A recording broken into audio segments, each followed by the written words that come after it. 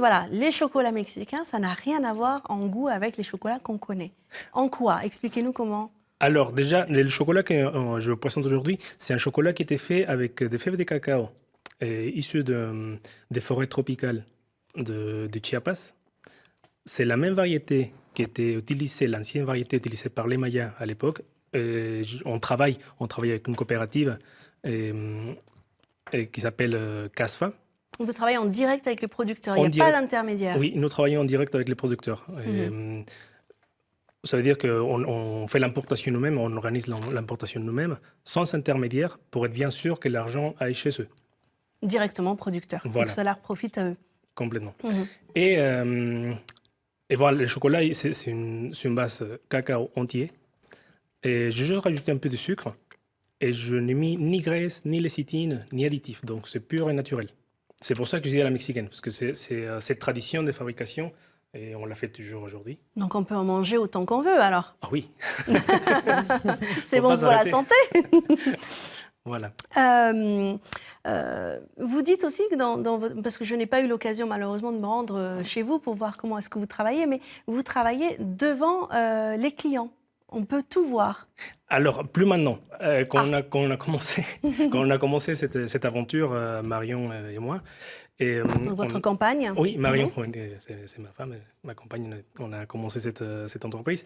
On avait dans le magasin, on avait notre petit laboratoire. On pouvait faire devant le client la torréfaction, embroyer un peu. Mais bon, heureusement aujourd'hui, vous avez grossi? Ça a grandi un peu. D'accord. Donc aujourd'hui, on a un atelier de fabrication à part. Mais si on est curieux, vous nous laissez quand même pousser les portes?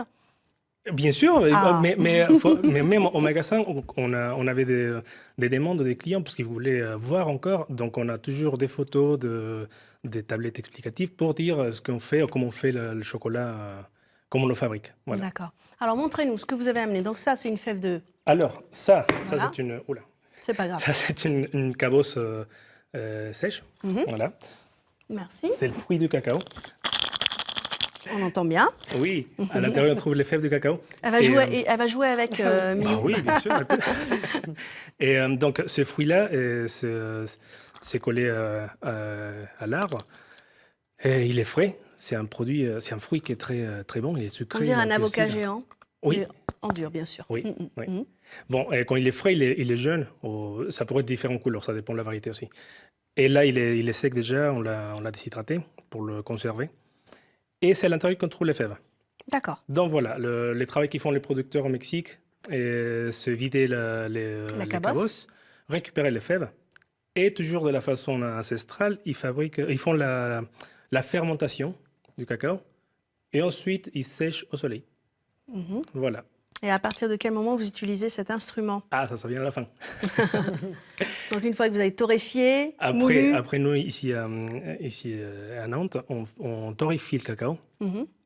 Ensuite, on broie, on fait nos mélanges et on moule nos tablettes. D'accord. Voilà.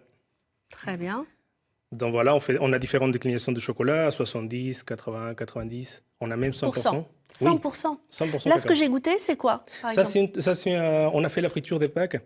Et c'est tout ce qui nous reste parce que bon, là, c'est passé déjà, il ne reste pas grand-chose. Donc on a un peu des fritures des Pâques que j'ai fait avec un peu d'amande pour adoucir le goût de cacao. Ça plaît beaucoup aux enfants.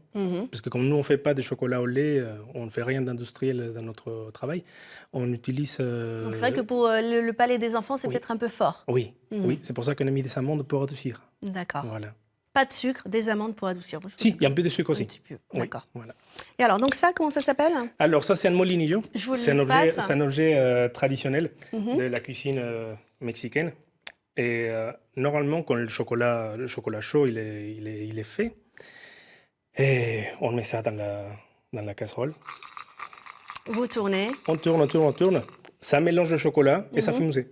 Ça fait mousser. Donc c'est un peu plus aérien en bouche. Oui. D'accord. Voilà.